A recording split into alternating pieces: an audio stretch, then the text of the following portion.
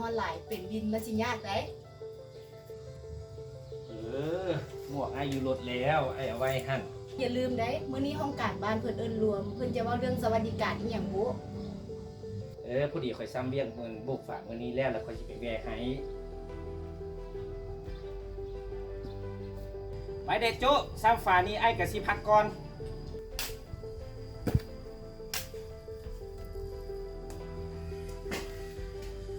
เจ้าเฝ้าน่ะเจ้าก็บ่มาแต่มื้อวานนี้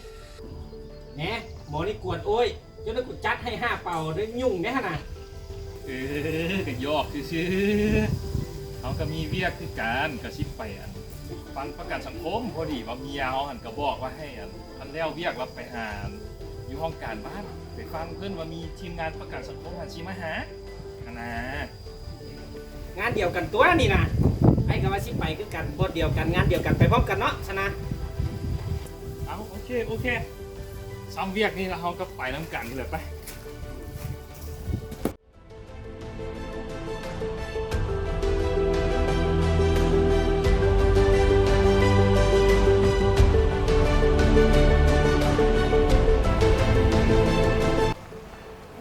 ป่ะพักได้นี่นะ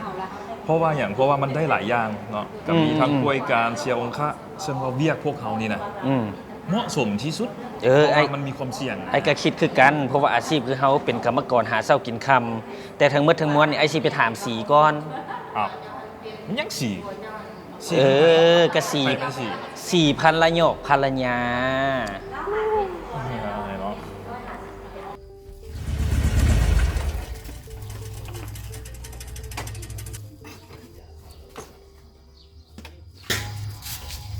เป็นแนวใด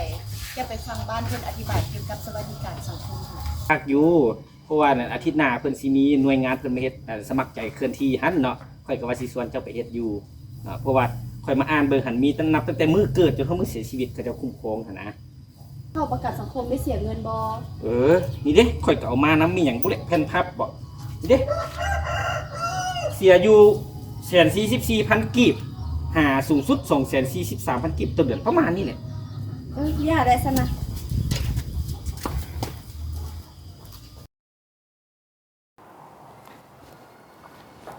ไอ้ป๋าวู้ไอ้ป๋ามาตี้เฮ็ดสมัครใจนะมึงเฮ็ดก่อนเป็นหยังเมียไอ้ว่าบ่เฮ็ดก็ได้เพราะว่าบ่ค่อยเจ็บค่อยเปลี่ยนบ่ได้ไปใช้บัตรหยังดอกท่านถกเงินไปกับบางเทื่อสิเสียละเมียไอ้ว่าสินะเมียเจ้าก็คิดแนวนั้นเนาะสิท่าแต่นะยามเจ็บป่วยมันบ่ได้มันก็มีอันอื่นหั่นเด้หัวหน้าเอ้ยไอ้หักสิไปถามแล้วอีกคือเป็นก้อนซั่นก็ไวๆเด้เอาเลขไก่2868หูละ50เอาเลขงู3272หูละแสนรวมทั้งหมดเป็นเท่าใดขอเบิ่งปึ้มก่อนเด้อเอ้ยตัวนี้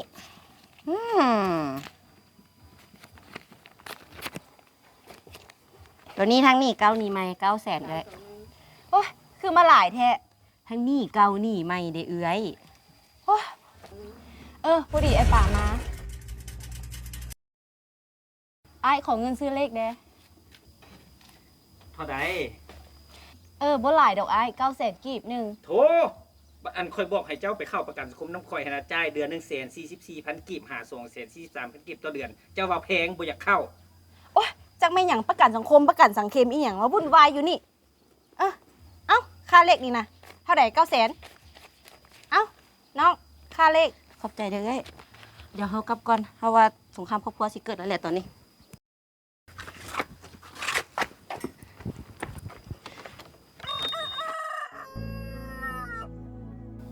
ไอ้ป้าน้ำฮ้อนเหรอวะสิอาบน้ำให้ลูกแห้งบ่สบายอยู่นี่ฮอแล้วกำลังปรุงน้ำเอาลูกมาอาบเลย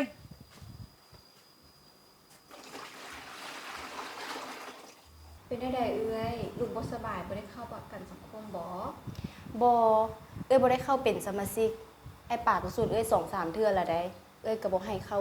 ประกันสังคมเข้าประกันสังคมก็คือประกันทั่วไปเวลาจ่ายเงินไปแล้วก็หายไปเลยนะบ่แม่นนั่นเด้อเอื้อยประกันสังคมน่ะแม่นองค์การจัดตั้งของรัฐขึ้นกับกระทรวงแรงงานและสวัสดิการสังคมประกันสังคมน่ะเพิ่นให้การคุ้มครองนำตั้งแต่มื้อเกิดจนฮอดมื้อเสียชีวิตผู้ใด เพราะว่าจะเป็นตัวอุดหนุนปิ่นปัวสุขภาพ อุดหนุนเกิดลูก อุดหนุนป่วยการ อุดหนุนเสียกำไรแรงงาน อุดหนุนบำนาญแล้วก็อุดหนุนเสียชีวิตมันไปถึงอุดหนุนสมาชิกครอบครัวนำหรือเขาเอิ้นง่ายๆเหมือนเงินลูกกับพาเงินพ่อไม้แม่ไม้หั่นน่ะมีคือกรณีอันผัวจุเฮานี่น่ะโจทย์ค่ะเป็นเฮ็ดอาชีพก่อสร้างแฮงต้องมีประกันสังคมไว้เพราะว่าเป็นอาชีพค่อนข้างมีความเสี่ยงแด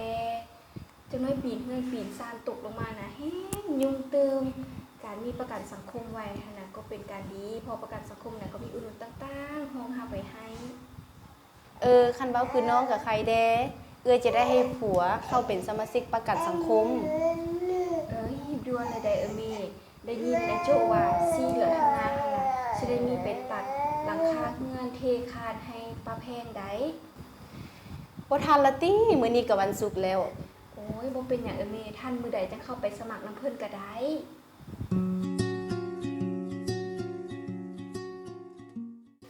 โจโจมาช่วยแน่ มาโอ้ยจังแม่น ระวังเด้จับดีเด้มึงตกได้ เจ้าอะไรจับดีๆนะเจ้านะเข้าคอแห่งบ่ดี เอาขึ้นเทิงเอาขึ้นเทิง เดี๋ยวเดี๋ยวป้าเดี๋ยวชีพริกนะ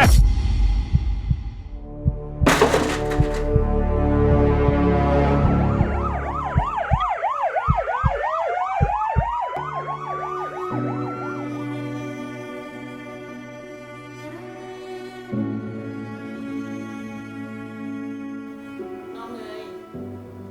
ยขอแสดงความเสียใจน้ำหลายๆเด้อถ้าบ่เอาครอบครัวน้องไปเฮ็ดเวียกน้ำเอื้อยนะ เรื่องคือสิบ่เกิดขึ้นกับครอบครัวน้อง เฮาก็เสียใจนำหลายๆเด้อแล้วก็ต้องขอโทษแทนไอ้โจนำที่ว่าบ่สามารถช่วยไอ้ปาได้ในตอนเกิดเหตุ ตอนนี้น่ะไอ้โจก็ย่างบ่ได้เนื่องจากว่ากระดูกสันหลังหักได้ผ่าตัดใส่เหล็ก ตอนนี้หันน่ะอยู่ในพวมที่ว่ากำลังพักฟื้น แต่หมอก็บอกว่าบ่สามารถประเมินได้ว่าจะกลับมาย่างได้คืนบ่บางเทื่อน่ะไอ้โจอาจจะกลายเป็นผู้เสียองค์ค่าเลยก็ได้ ถ้าเอ้ยฟังความผัวตั้งแต่ทำอิฐก็ดีแล้ว เกี่ยวกับการเข้าเป็นสมาชิกประกันสังคม บ่เป็นหยังเด้อน้อง เพิ่นไปดีแล้ว น้องหันต้องเข้มแข็งเด้อเพื่อลูกน้อยของน้องได้ ขอบใจเอ้ยหลายๆเด้อขอบใจน้องหลายๆเด้อที่มาอบอุ่น บ่เป็นหยังเจ้า เจ้า เข้มแข็งหลายๆเด้อน้องเด้อ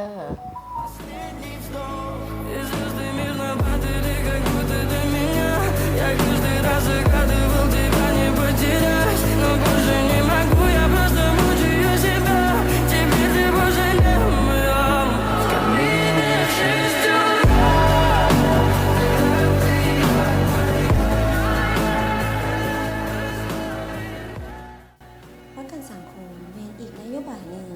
ที่พรรคและรัฐบาลได้ส่งเสริมและให้พ่อแม่ประชาชนพ่อค้าสาวขายผู้ประกอบอาชีพอิสระ ตลอดจนเจ้าของวิสาหกิจได้รับการปกป้องทางสังคม ก็คือการเข้าเป็นสมาชิกประกันสังคม โดยการสมัครใจด้วยตนเอง